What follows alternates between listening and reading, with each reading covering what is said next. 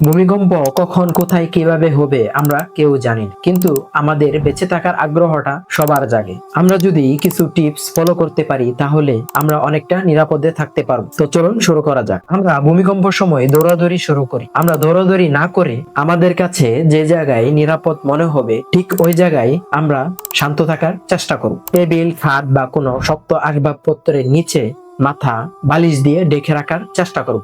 এতে আমাদের মাথা অনেকটা সুরক্ষিত থাকবে এবং নিরাপদে থাকবে। দরজা, জানালা এবং গ্লাস এগুলো থেকে দূরে থাকার চেষ্টা করব। ভূমিকম্পের সময় এগুলোর কাছে থাকলে আমাদের শরীর নিরাপদ না, কারণ এগুলো ভেঙে আমাদের শরীরে পড়তে পারে অথবা আমাদেরকে আহত করতে পারে। তাই এগুলো থেকে দূরে থাকার চেষ্টা করব।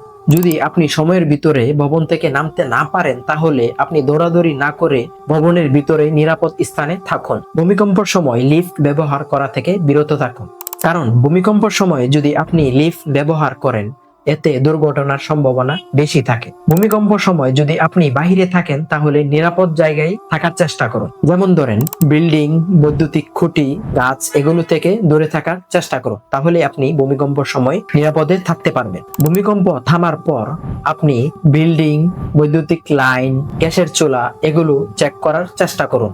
এতে অনেকটা নিরাপদ হবে ইনশাআল্লাহ। নিজে বাঁচুন, অন্যকে বাঁচান। আপনি যদি নিরাপদে থাকেন, আপনার আশেপাশে কেউ যদি দুর্ঘটনার শিকার হয় তাকে উদ্ধার করার চেষ্টা করুন।